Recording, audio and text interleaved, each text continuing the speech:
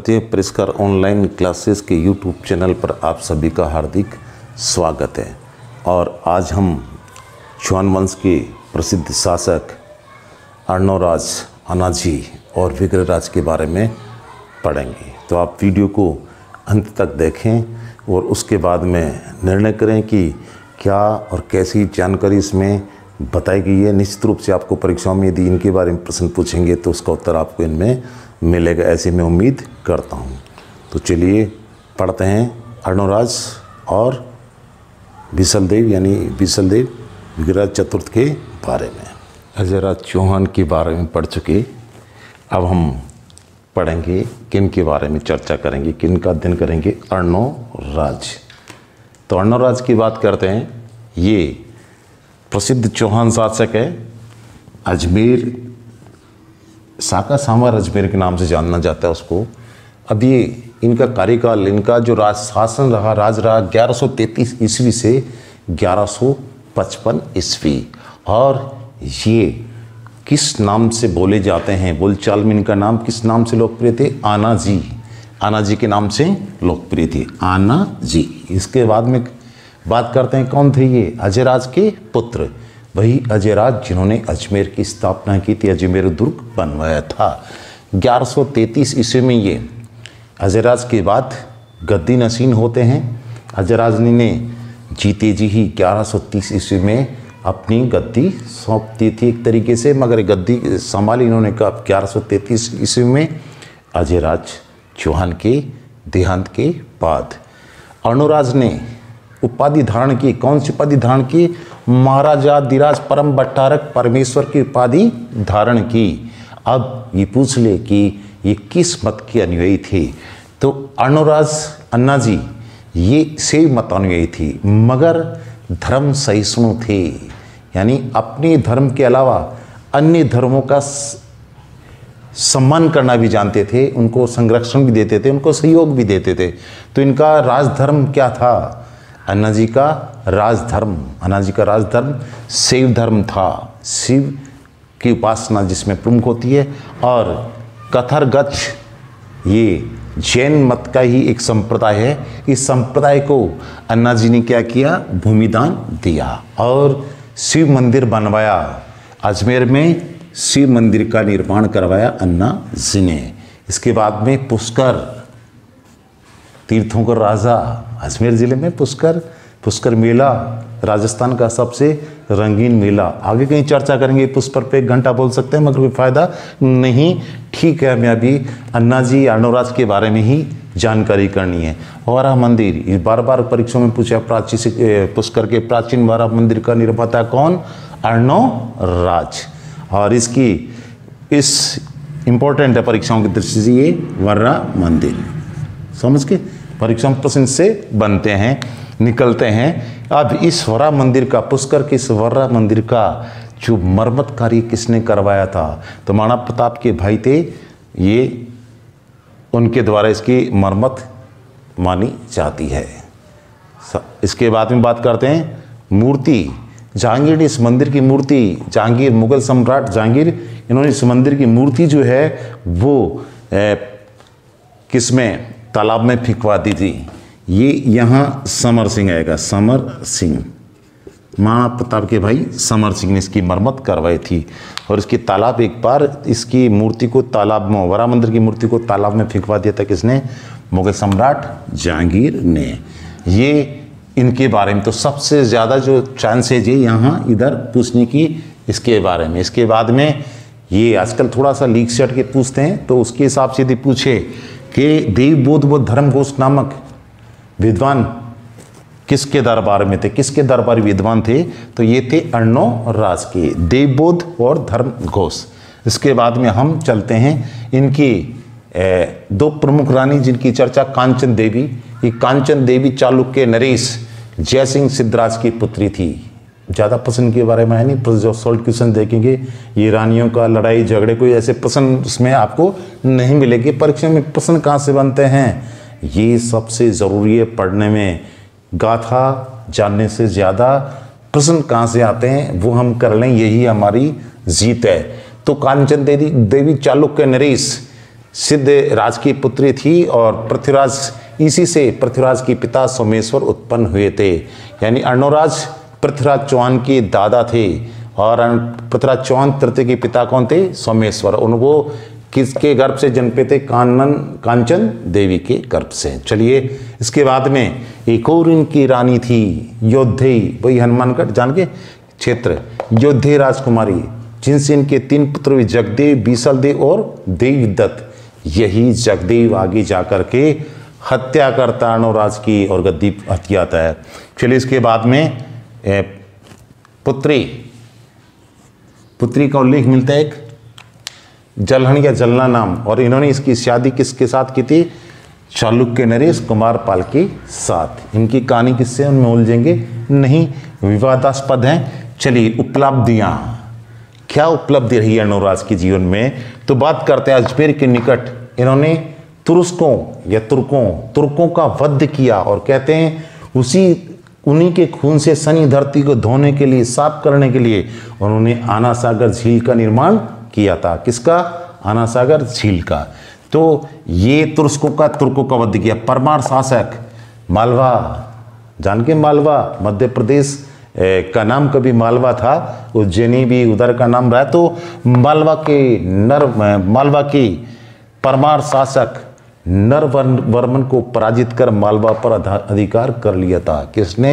अर्णोराज ने। चौहानों का जलवा देखिए, राजस्थान के बाहर जाकर के ये भी अपना जलवा दिखाते हैं। मालवा के ये शक्तिशाली राजवंश था, उसके नरवर्मन को पराजित करते हैं। चौहान सेनों को उत्तर पश्चिम में ले गए, सिंध सरस्वती के मार्गों तक अपनी सेना को दौड़ा दिया। किसने? अर्णोराज ने। यानी विस्तारवादी थे, अपने राज्य का विस्तार करने की भरपूर कोशिश की, और हरितानक प्रदेश पर भी इन्होंने हमला किया। इस तरीके से अपने राज्य को धीरे धीरे इन्होंने बढ़ाने की कोशिश की। इसके बाद में हम चलते हैं इनके बारे में, जो बात करते हैं आना सागर झील। ये कहाँ है? अजमेर। आना सागर झील कहाँ है? अजमेर। और अजमेर की आना सागर झील का निर्माण किसने करवाया? तो अन्ना जी ने, और उन्हीं के नाम पे इसका नाम क्या पड़ा है? आना सागर। 1137 ईस्वी में पूरी होती है। अलग अलग स्रोत को 33 से 37 बताता है, कोई 35 से 37 बताता है। इनके चक्कर में आप पढ़ने की जरूरत नहीं। कौन सी नदी को रोककर आना सागर झील का निर्माण किया गया? चंद्रा नदी को रोककर आना सागर झील का निर्माण तारागढ़ और नागपाड़ के बीच में किया गया। अब ये किस लिए बनाई थी? तो ऊपर चर्चा की, तुर्कों या तुर्कों के खून से सनी धरती को धोने के लिए, साफ करने के लिए इसका निर्माण किया था।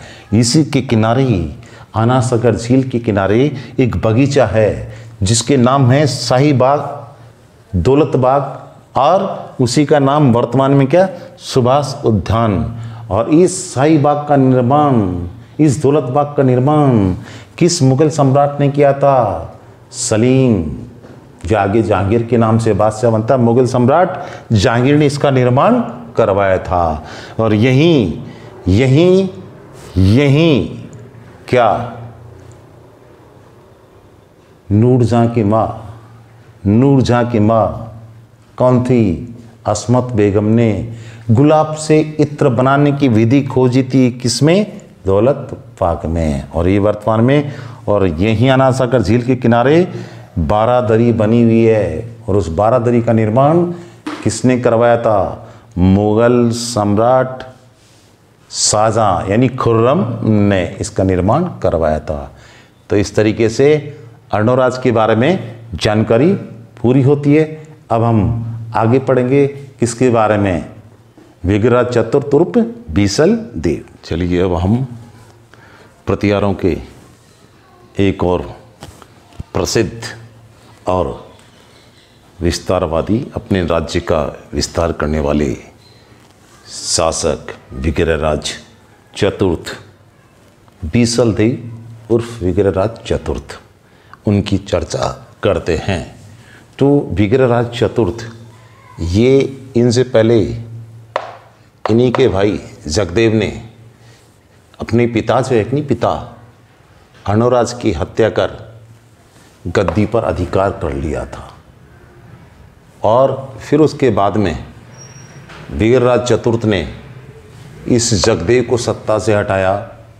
जो सामंत मंत्री थे उनको वो पसंद नहीं आया जगदेव का इस तरीके से सत्ता कब्जियाना हथियाना, और उन्होंने समर्थन किया किसका? बिसल देव का, जो विग्रहराज चतुर्थ के नाम से शासक बने, गद्दी नसीब हुए 1158 में। 55 से 58 का काल माना जाता है किसका? जगदेव का। और ये जगदेव प्रतिहारों में पितृहंता के नाम से प्रसिद्ध है। इतिहास में पितृहंता की बहुत बातें आएगी, एक बार हम पढ़ लें, उनके बाद में फिर अलग से एक जनरल ऑब्जर्वेशन होगा टोटल हिस्ट्री के ऊपर, वहाँ हम इनकी चर्चा करेंगे। तो इसके बाद में बात कर लेते हैं कि ये विग्रहराज चतुर्थ ये विद्वानों का आश्रयदाता था, और विद्वानों का आश्रयदाता होने के कारण किस चौहान शासक को कवि बंधु कहा गया? कवि बंधु, कटि बंधु, कवि बांधव, ये सब नाम मिलते हैं किसके? उपाधियां मिलती है किसके? विग्रहराज चतुर्थ उर्फ बीसल देव की। और ये मिलती है किसमें? जैनक पृथ्वीराज विजय संस्कृत भाषा में जैनक के द्वारा रचित ग्रंथ है, परीक्षाओं में पूछा जाता है। इसके अंदर कवि बंधु।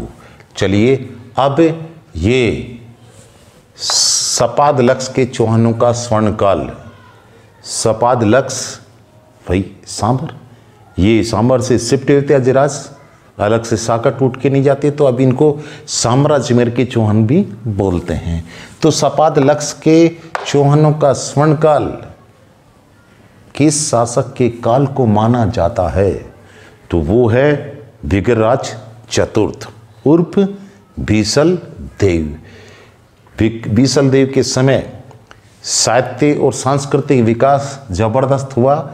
इस कारण से कला संस्कृति एक तरीके से अपन कला साहित्य संस्कृति का जबरदस्त विकास देखने को मिलता है। इसी कारण से बीसल देव के समय को चौहानों का स्वर्णकाल कहा जाता है। सपादलक्ष के चौहानों का स्वर्णकाल या चौहानों का स्वर्णकाल कहा जाता है। किसके समय को? बीसल देव के समय को। अब धार्मिक दृष्टिकोण क्या था? धर्म के प्रति क्या नजरिया था? तो अपने पूर्वजों की तरह इनका भी किसकी ऊपर? शैव मत पे इनका शैव मत की ओर झुकाव था। शैव मतानुयायी थे, इन्होंने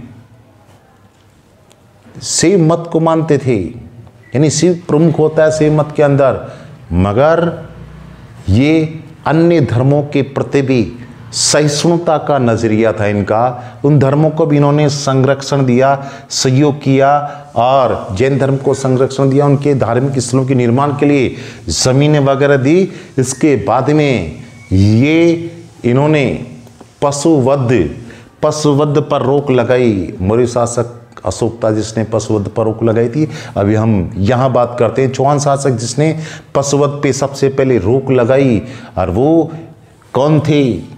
विग्रहराज चतुर्थ। कौन? विग्रहराज चतुर्थ। ये किसके कहने पर रोक लगाई? तो ये जैन आचार्य थे। जैन आचार्य कौन? धर्मगोसूरी के आग्रह पर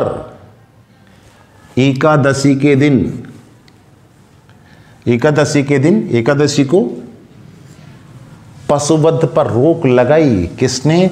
विग्रहराज चतुर्थ ने।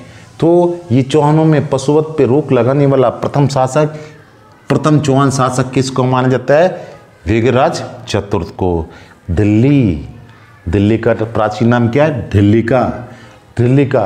दिल्ली या ढिल्लिका पर पहली बार अधिकार करने वाला चौहान शासक कौन था? तो कौन? विग्रहराज चतुर्थ। इसके बाद में इन्होंने दिल्ली को भी जीता, जालोर को जीत लिया, पाली को जीत लिया। ये चालुक्यों से संघर्ष का नतीजा है, और पहले इनके पिताजी मात खाते हैं, ये उसका बदला लेते हैं। इस तरीके से अपना राज्य उनसे छीन करके और अपना जलवा बताते हैं। कहते हैं इसके अंदर जाबालीपुर जीत करके उसको ज्वाला पर बनाया। किसने? विग्रहराज चतुर्थ ने। अब बात करते हैं बीसलपुर। ये बीसलपुर जो बांध वगैरह है इनका भी आधार उन्हीं के द्वारा है। तो अभी हम उसके बारे में चलने से पहले देख लेते हैं कि साहित्य के बारे में, इनका साहित्य का अच्छा विकास इनके समय देखने को मिलता है। और स्वयं भी विद्वान थे, साहित्य का इनको ज्ञान था, संस्कृत भाषा में रचते थे। और इनका प्रसिद्ध नाटक है हरि केली। तो हरि केली नाटक के बारे में भी चर्चा करेंगे हम। तो सबसे पहले बात करते हैं विद्वानों को। इन्होंने अपने दरबार में अनेक विद्वानों को शरण दे रखी थी जो साहित्य रचना करते थे। उन्हीं में से एक है सोमदेव, कई नाम मिलता है सोमल देव। तो सोमल देव इससे ये आश्रित कवि थे। और इन्होंने एक प्रसिद्ध ग्रंथ ललित विग्रह राज की रचना की। और ललित विग्रह राज के अंदर, इसके अंदर इंद्रपरी, देसल देवी और बीसल देव की प्रणय संबंधों की प्रणय गाथा का वर्णन है। किसमें? ललित विग्रह राज के अंदर। और इसी तरीके से बीसल देव रासो, हम पृथ्वीराज और रासो की बात नहीं करेंगे, आगे करेंगे पृथ्वीराज चौहान के साथ। बीसल देव रासो की रचना जो परीक्षा में पूछा हुआ है, इनके दरबारी नरपति लाल ने की थी। और नरपति लाल ने इसमें मालवा, मध्य प्रदेश का भौगोलिक जो क्षेत्र है बड़ा, वो किस नाम से जाना जाता? पहले मालवा। तो मालवा के भोज परमार की पुत्री राजमती व बीसल देव के प्रेम संबंधों की, उनकी प्रेम गाथा का, प्रेम कथानक का वर्णन है किसके अंदर? बीसल देव रासु के अंदर। और ये नरपति नाल, इसने इसकी रचना की है। इसके बाद में स्वयं विग्रहराज ने हरि केली नाटक की रचना की थी। स्वयं विग्रहराज संस्कृत के ज्ञाता थे, साहित्य के जानकार थे, साहित्य के उनको खुद साहित्य रचनाकार थे, नाटककार थे। उन्होंने हरि केली नाटक की रचना की। हरि केली नाटक की रचना की संस्कृत में किसने? विग्रहराज चतुर्थ ने। और इसमें महाभारत कालीन शिव अर्जुन जो है कि शिव अर्जुन का संवाद देखने को मिलता है इसमें। और यही संवाद, यही कथानक, ये भारवी प्रसिद्ध साहित्यकार है, ग्रंथकार है, संस्कृत के भारवी का प्रसिद्ध ग्रंथ है किरातार जूनियम।